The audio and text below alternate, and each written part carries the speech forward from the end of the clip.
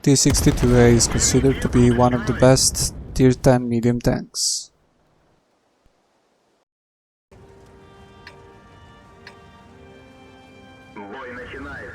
Hello guys and welcome back to World of Tanks Ace Tanker series. As you can see, today we'll be driving the T-62A and we'll be playing on the map Steppes. Now a funny thing is that I didn't make a T-62A video, which is very strange because I had a lot of Object 140 videos, but somehow it didn't come up in the replays, and when I got the opportunity to review one, I immediately started working on the video. So the driver is Perkan. We already had one of his replays featured in the channel, and I will be putting the link to the previous video somewhere in the description or in the top right corner on the I button. So as you can see, he is taking a standard medium position on this map. It's the position on the right side, 8 line E8 to be exact, and he's in an excellent hold down position for this tank, putting shot after shot on that 1-2-1 tank in front of him. Now why do I say this is a excellent position for this tank? Well, it is probably, as you all know, quite a heavily armored tank in the turret, and it basically cannot get penetrated by any standard shells unless they hit very luckily next to the gun, where it has only 240mm of armor. Everything of the armor that is on the sides of the front of the turret is going to be around 300 to 350, or just simply a ricochet on this tank. Now the game is going very well for Perkan on this side. He already scored 3 kills and they are almost finishing this side against the medium tanks on the opposing team. So they are hunting the Leopard 1 and the Batchat that were left on this side. Perkan tries to shot the Batchat here on the move, but he was able to run away. Now this is very good for them. He is going to climb this ridge and try and fire the shots on the side of the tanks, and in my opinion he makes a mistake here, shoots the Centurion Action 10 and allows the Batchat to run away and stay alive. Now he should have probably taken care of those medium tanks that ran away, that's the Leopard and the Batchat, and they are now in a good position to fight off the friendly tanks that are advancing. And there is also one artillery spotted there, it's the T-92. Perkan is going to try and find the shot on the T-92. Unfortunately it disappears from the radar and it stays alive as well. So the situation is not that bad. They have a lot of tanks on this side. They can push and win the cap on the enemy team. But as you can see, that Batchat that was left alive with the help of the Leopard 1 is shooting down one by one the tanks that were trying to push. Now he shot down the Foch, and the 1-2-1, E75 and T10 are not going to go forward that easily now. So Perkan is doing the right thing here. He is going back to defend the base as the enemies are already in the cap. That's the Jack Tiger that was trying to cap. Now why he is going down here, it is very nice move by him. As you can see, there is a gap here that leads straight to the friendly cap, and if the Jack Tiger is looking this way, and he probably is on the T10 E4, he would have spotted Perkan trying to cross on the position that he is going here. Now this position is also very good for the T-62A. As I said, the turret has around 240mm of armor, and in these kind of positions where you are showing your turret only, you are really going to make the enemy tanks shoot at you and either miss or bounce on the excellent turret. Now he shoots down the Jack Tiger once, he stops the cap, going for the IS-7, but unfortunately the armor on the IS-7 is pretty hard, so he misses. Now loading a gold shell, auto-aiming on the IS-7, not that great from this position. The IS-7 was turned very well. He should have shot the lower plate like he did here and finished the IS-7 faster.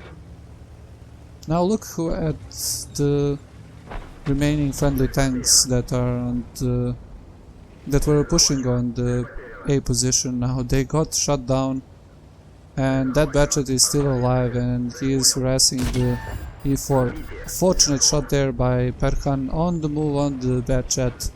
Shoots him once, sets him on fire, and that was a really lucky shot, but luck is a part of the game, and well, you have to be lucky sometimes, and this is the best moment for him.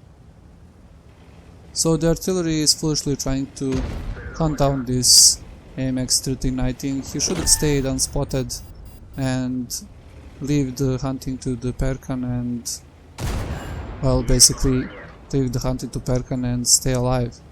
Now it looks like the AMX 1390 is reloading, but as you can see he is spotting Perkan all the time, and those two artillery, the Batchet and the T-92 that didn't die when he should have died a long time ago, are now shooting at Perkan. Now what he is doing here, now he decides to take out the RNG of the game.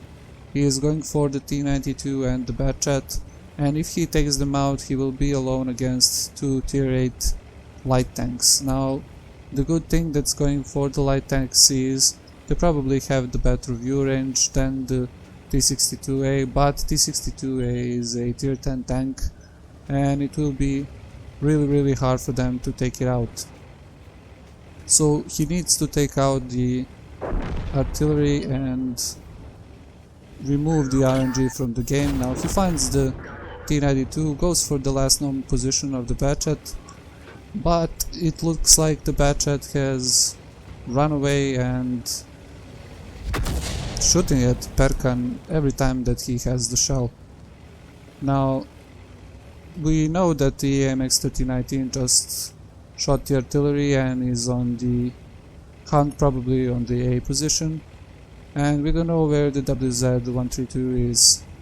So Perkan needs to be really careful in this matchup now. He has two scouts that, well, if they play it right, they can finish him off. That AMX with the autoloader can pretty much shoot the hull of the T-62A and penetrate with every shell, because the hull is not that well armored. The T-54 has the better armor on the hull than this tank. And the WZ is not to be underestimated as well, as he has 3 kills and can penetrate every shot in the hull of the T-62A as well. And don't forget that artillery that is really reloading fast with auto-loading shells. So Perkan might be in a really bad trouble here if he gets found by the lights and shot at by the artillery at the same time. Now what he is doing here now, he has been driving for a long time in one direction, and he now turns around to find a shot on the WZ, like he knew that the WZ was on the other side. And this is what I was talking about, the tank, the T-62A. The hull armor is pretty bad. He got basically snapshot there by the WZ. Fortunately the WZ misses now, and now Perkan is in a really bad trouble here, but that AMX is making a foolish play. He is trying to flank around the T-62A, and that allows Perkan to go forward and deal with the WZ while the AMX is trying to flank him. Now he shouldn't have gone down there in this position. He switches his attention to the AMX. He is driving, running away and shooting at the enemies. Good shot on the WZ on the move. The Batchet artillery misses twice, and he is now alone against the AMX 1390. So the 1390 made a mistake there. He should have gone straight to the Perkan's T-62A and put pressure on the tank and allow the WZ to shoot him from the sides. But as you can see, the AMX is not playing that well, and that allowed Perkan to finish the WZ off. Now maybe the AMX is reloading, but he shouldn't have gone with an empty clip to fight off with the tier 10 medium tank. And he cannot penetrate from the front. One goes in, Perkan is rocking his hull armor back and forth, not allowing the AMX to shoot him, and now he is left alone against the artillery. So there is 4 minutes till the end of the game. He can maybe force the artillery to come to him if he goes to cap and starts capping and, well, basically force the artillery to come forward and show himself. Or he can just drive around and fire the artillery. So I'm going to tell you that he is going to drive around for the next 2 or 3 minutes, and if you are bored of hearing my voice and you want to see how this game ends, you can skip to about, I don't know, maybe a minute or a minute and a half into the end of the game and see what happens at the end. So Perkan is doing the right thing here. He is checking out the standard positions for the artillery, tries to find it in this corner where usually the artillery goes on the south side. But the problem is that the Batchet artillery is really fast, and he could have relocated. Even if he was in this position, he could have relocated as soon as Perkan killed the the WZ-132 and the AMX 1390. So when you're in this kind of situation, he is on 8 kills. He had an excellent game on this position where he is now going into hull down. Found a really nice spot to use the only 5 degrees of gun depression, but still able to shoot at the enemy tanks on the other side. He had a really nice game, did a lot of damage, a lot of kills. Now he has to hunt for the artillery and try and win the game that way, because there's only 2 minutes 15 seconds till the end of the game, and he cannot cap by the time that's left in the clock. So, as I was saying, excellent tank, 264mm of penetration on the gun. With premium shells you have 330, around 320 damage per shot. If you have all the consumables and the skilled crew, you can get up to around 3500, 3600 DPM, which is very good, and that's one of the highest on all of the medium tanks in the game, and probably on all of the tanks in the game as well. So the T-62A, as you all know, is one of the 3 Russian medium tanks at tier 10, and don't forget there is the T-22 and the Object 907, so that makes it 5. And I would like to ask you what's your favorite of them, so I will put the poll somewhere in the top right corner. Now back to the game. He spots the Batchet.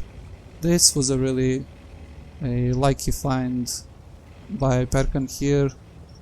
He had one thing going for him. If he got spotted by the Batchet, his sixth sense would have gone off and he would know that the Batchet is near. But he now finds the Batchet, and there is only one place where the Batchet can be. There is 30 seconds left for him to kill, and there he is, aiming at Perkan, but the Batchet cannot turn his turret that fast. Perkan has the 2 shots and 20 seconds before the game ends. That's a GG, and let's take a look at the post-game stats.